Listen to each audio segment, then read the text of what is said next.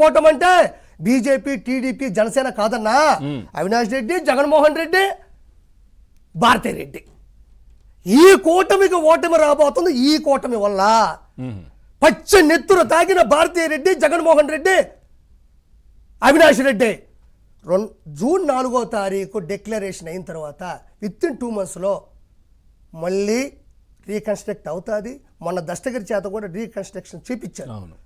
వాడు కూడా బాగా పాప స్క్రీన్ ప్లే బాహుబలి లెవెల్లో చూపించాడు. పాపం ఏంటి పోసాని ఇష్యూ ఏంటి? ఎందుకు ఆ విధంగా మాట్లాడుతుంటారు? అంటే పీఆర్పీలో ఉన్నప్పుడు కూడా పనిచేశారు, చాలా గొప్ప వ్యక్తి అని చెప్పారు. ఎందుకు ఒక్కసారి ఇటు రాగానే ఈ విధమైనటువంటి మాటలు?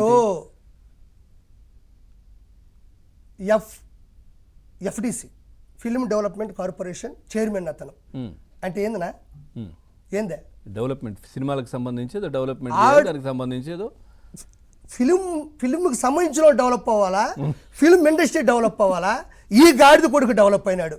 ఈడికి మైహోమ్ పూజాలో ఆల్మోస్ట్ 3 ఫ్లాట్లు ఉన్నాయి. ఈడికి ఒక్కొక్కటి 5 కోట్ల రూపాయల ఫ్లాట్లు ఈ రోజు హైదరాబాద్ లో టాప్ మోస్ట్ ల్యాంకో హిల్స్ ఒక్కప్పుడు ఉంటే ఇప్పుడు మైహోమ్ పూజ. ఎట్లా రెవెన్యూ సినిమాలు అంత వస్తాయి? సినిమాలు ఎవడ బొక్కాడికి సినిమాలు ఇచ్చేది, ఆడికి బొచ్చు ఒక 10 కోట్లు ఇచ్చేది.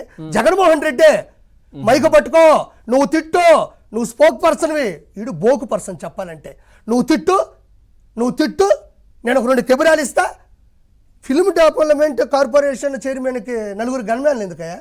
బొచ్చిడు ఏం పీకాడని వీడికి ఎక్కడి నుంచి థ్రెట్ వచ్చింది? ఈరోజు అవినీతి మీద పోరాడే నీతి మనుషులకి ఇవ్వండియా. థ్రెట్ ఉంటే 4 గన్మ్యాన్లు ఇవ్వండి. ఎందుకు ఈ పోరంబోకు పోసానికి 4 గన్మ్యాన్లు ఎందుకు? ఇప్పుడు 2 నెట్టున్నారు, మొన్న తగ్గింది కదా అని.